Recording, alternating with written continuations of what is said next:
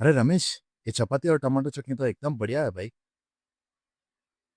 तेरे हाथ का जो भी का है, बस उंगली चढ़ते रहेंगे। एक और प्लेट लगा देना।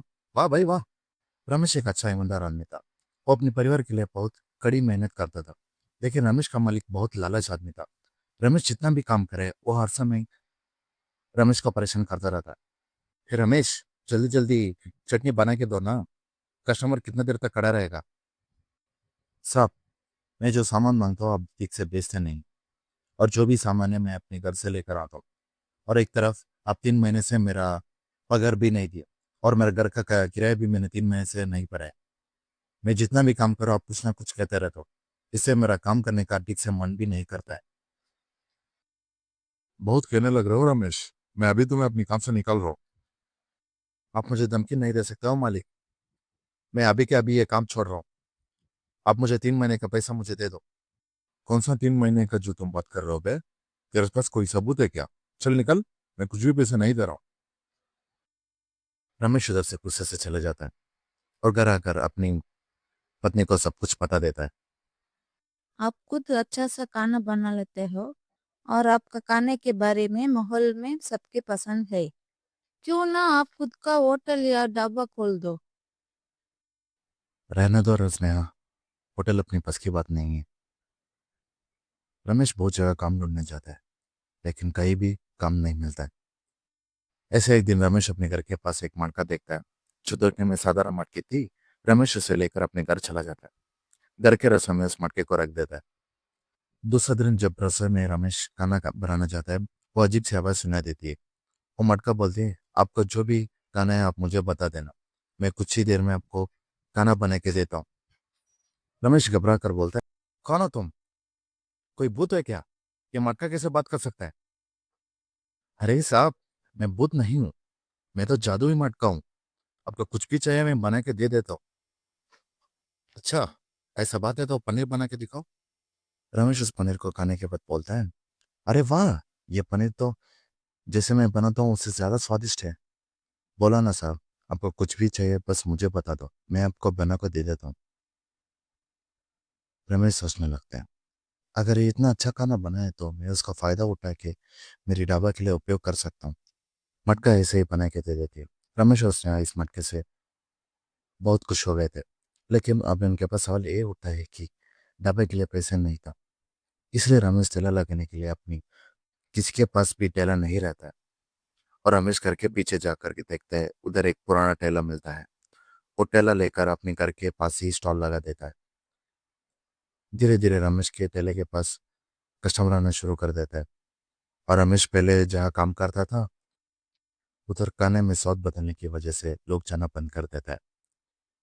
ये सुनकर रमेश का पुराना मालिक जो था वो गुस्से से भर जाता है। और वो रमेश के ठेले के निकालने के लिए आदमी को उधर भेज देता है।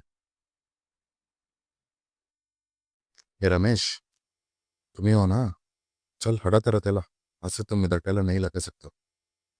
अरे भाई, ये ठेला मेरे घर के पास है। और अब होने वाला कौन है? मुझे बोल रहे हो निकलने के लिए। ज्यादा बको मत। अभी इसको तोड़ के निकलता हूँ। कौन हो तुम जो रमेश के ऊपर हाथ लगाएगा? दिमाग ठीक है तेरा? कहाँ से हो तुम? हाथ लगाए के तो दिखाओ। इनका ये सुनकर गुंडा लोग डर के भाग जाते हैं। रमेश पहले से ही जानता था इन लोगों को कौन भेजा है। लेकिन फिर भी रमेश उस आदमी को चोट नहीं पहुंचाना चाहता था। अगले दिन रमेश उसके पुराने मालिक से मिलना चाहता है। मालिक, मैं ये जानता हूँ कि आप ही उन लोगों को भेजा है। मैं आपसे झगड़ा करने नहीं आया। मुझे शांति से अपनी जिंदगी जीने दीजिए। रमेश का मालिक भावुक होकर कहता है, मुझे माफ कर दो। मैं अपने अहंकार और लालच की वजह से तेरे जैसा अच्छा आदमी को खो लिया। आज से कभी भी मैं तुम्हें चोट पहुंचने के लिए प्रयत्न नहीं करूंगा। रमेश वापस अपने स्टॉल के पास जाकर जादुई मटके से खाना बना बना के बेचना शुरू कर देता है। लोग दूसरी शहर से रमेश की स्पेशल खाना खाने के लिए आ रहे थे।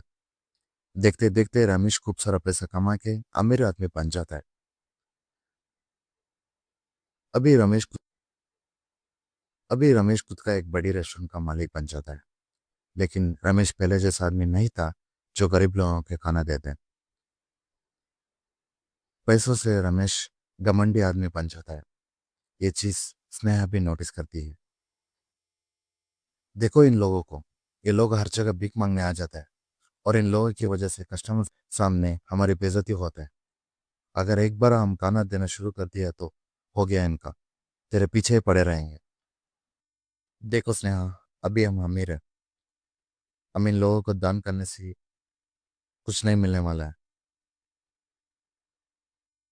कस्टमर रमेश के रेस्टोरेंट के लिए इसलिए आते थे कि इस रेस्टोरेंट में स्पेशल मटके से बनी हुई खाना मिलता है। लेकिन अचानक एक दिन मटका ने बोल दिया, देखो रमेश, तुम पहले जैसा आदमी नहीं हो। मैं तुम्हें इसलिए मिला था कि तुम अच्छा स्वभाव आदमी था। अभी तुम गरीबों को खाना भी नहीं बांट रहे हो। तुम ऐसे करता रहेगा तो मैं अभी तुम्हें खाना बना के नहीं दे सकता।